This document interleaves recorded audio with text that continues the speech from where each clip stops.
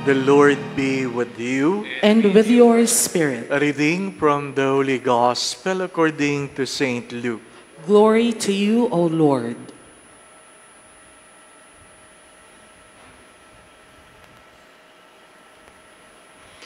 Great crowds were traveling with Jesus, and he turned and addressed them, "If anyone comes to me without hating his father and mother, wife and children, brothers and sisters, and even his own life, he cannot be my disciple. Whoever does not carry his own cross and come after me cannot be my disciple. Which of you wishing to construct a tower does not first sit down and calculate the cost to see if there is enough for its completion? Otherwise, after laying the foundation and finding himself unable to finish the work, the onlooker should laugh at him and say, 'This one began to build, but did not have the resources to finish.' Or what king, marching into battle, would not first sit down and decide whether with 10,000 troops he can successfully oppose another king, advancing upon him with 20,000 troops? But if not, while he is still far away, he will send a delegation to ask for peace terms. In the same way, any one of you who does not renounce all his possessions cannot be my disciple."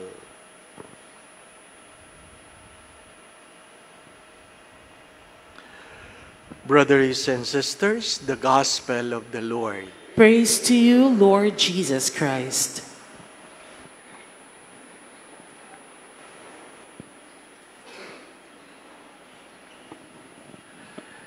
The second reading, St. Paul humbly admitted that he is an old man.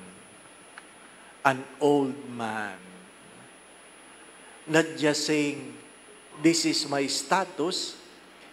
It is a state that you will never go back to your youth. The moment you become old, you will never become young again.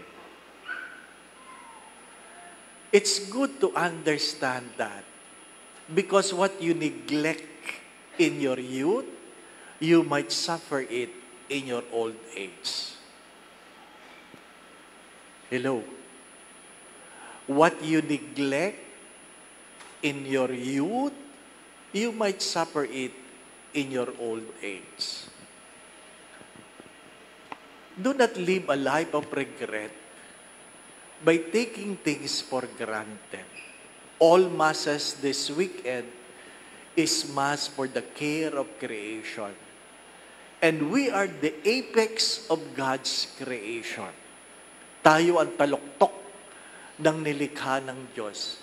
Nagsimula yan sa lupa, pinaghiwalay ang tubig, at lupa, nilagyan ng isda ang tubig, nilagyan ng mga hayop ang lupa, nilikha ang langit, nilagyan ng mga hayop na lumilipad, patuloy hanggang likhain ang tao.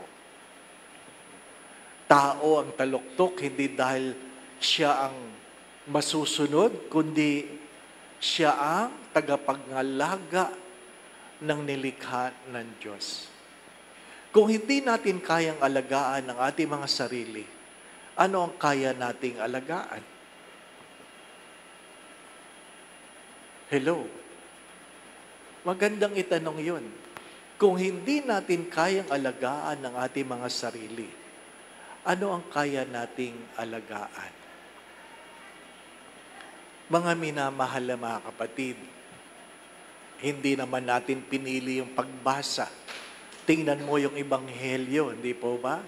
Ang hari ay umupo, nagnilay muna, kung yung kanyang pinapagawa ay kaya niyang tapusin. Hindi po ba, ano? Sa mga bagong panahon, yung mambabatas, umuupo, titingnan na pinapagawa. Hindi tinatanong kung kayang tapusin. Ang tanong ay, magkano ang komisyon?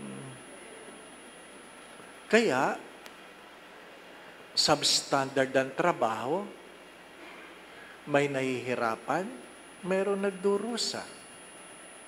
Anong sabi ng yumaong Archbishop Oscar Cruz? Sabi niya, anuman ang pang-aabuso sa panahon ngayon ay isang pagnanakaw mula sa mga tao sa susunod na panahon. Anuman ang pang-aabuso, dinumihan mo ang ilog, ninanakawan mo ang susunod na henerasyon ng isang pagkakataon na makakita ng ilog.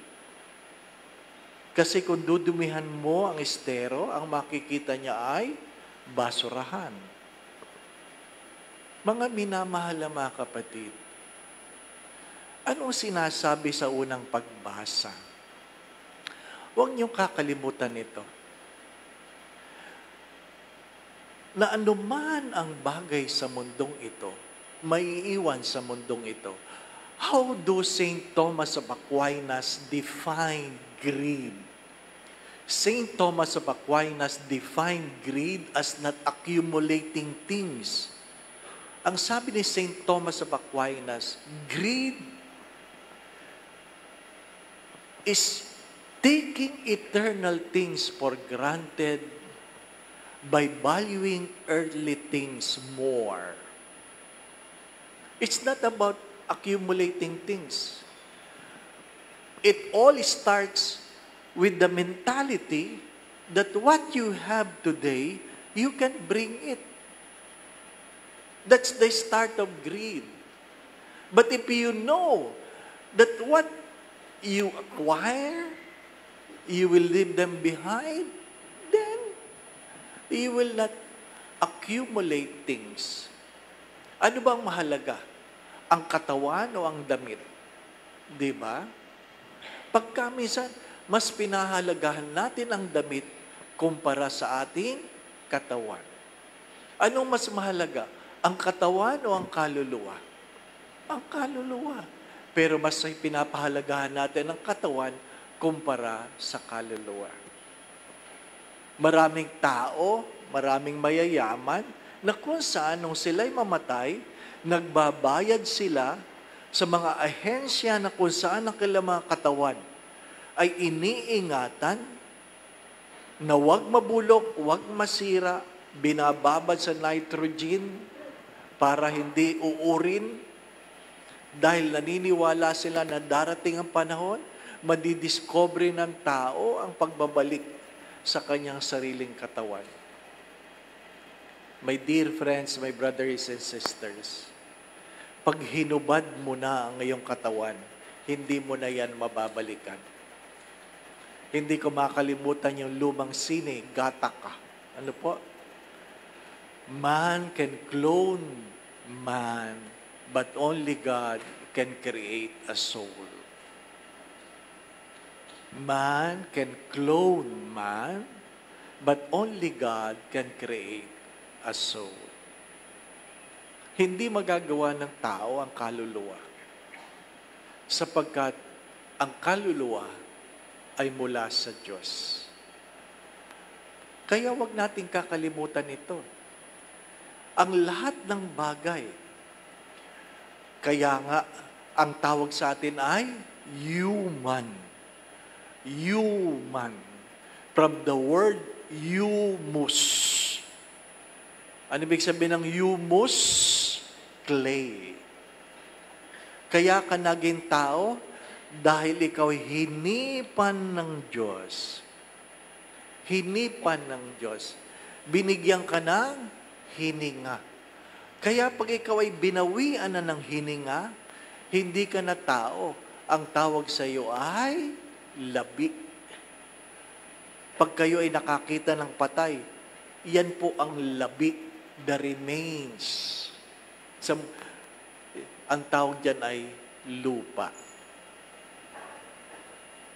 Mga minamahal, inuulit ko, pagkamisan, hindi natin tinatanong, bakit natin pinapahalagahan ang mga bagay-bagay. Kaya pinag-aawayan natin, yung iba, ninanakaw, nagnanakaw, na feeling nila, madadala nila kung ano man ang kanilang inacquire. Palagi ko po itong sinasabi, dumating tayong walang dala, aalis tayong walang dadalhin. Dumating tayong walang dala, aalis tayong walang dadalhin. Kaya, pag nilayang mabuti, ano po? Pero, ano sabi ko? Pwede kang mag-iwan ng magandang alaala. Magandang alaala. Yung mga mahihirap, naintindihan ito, alin yon? Ang pamana ng ating mga magulang sa atin, ano? Hindi naman pera. Diabetes, hypertension, arthritis, gout, lahat yun lang ang napapamana, hindi po ba? Ano? Kahit may pera ka, pagdudusahan mo yan, hindi po ba? My dear friends, do not forget this. Your body is more important than your clothes, but your soul is more important than your body. Do not neglect what is more important. Nakikiraan lang tayo sa mundong ito. Huwag nating pagnakawan ang mga taong susunod sa atin. Katawa-tawa man, may mga batang pinag-drawing ng chicken. Pinanood ko ito, mga batang pinag-drawing ng chicken. Ano po? Nung sinabmit, alam mo sinabmit, hita ng manok. Hita. Chicken wings.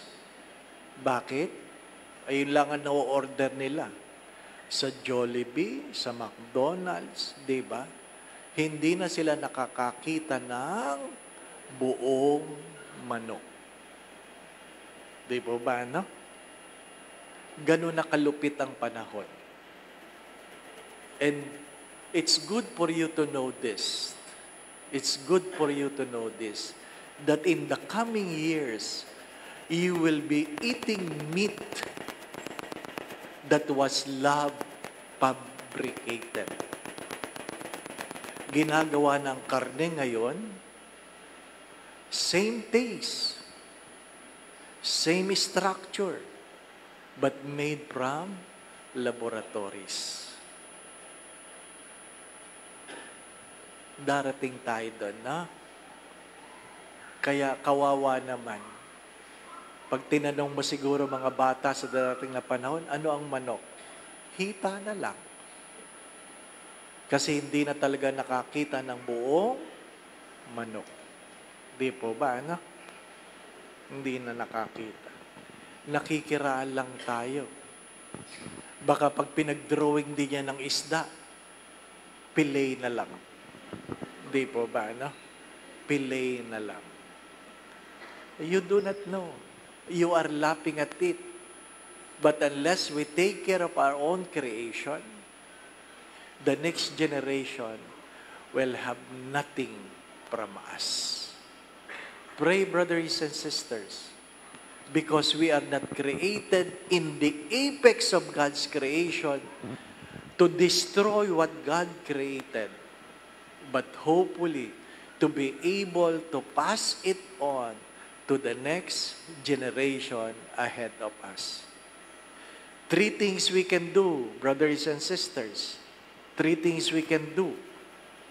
It's either we develop creation, either we maintain creation, or we are among who destroy God's creation.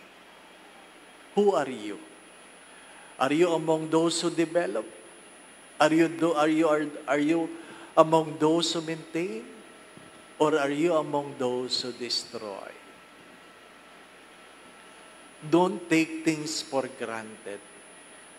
Littering ang pagtatapon ng basura ay paninira ng kalikasan. Amen. My brothers and sisters, do not forget this. Your body is more important than your clothes, but your soul is more important than your body. We are just pilgrims in this world. If we are unable to take care of ourselves, what else we can take care of? Huwag niyong kakalimutan ito. Ang kawalan ng pag-aalaga ng kalikasan ay isang malaking kasalanan. Ang kawalan ng pag-aalaga ng kalikasan ay isang malaking kasalanan. The Lord be with you. And with your spirit. And may Almighty God bless you in your family, the Father, the Son, and the Holy Spirit. Amen. The Mass has been offered. We go in peace to love and serve the Lord. Thanks be to God.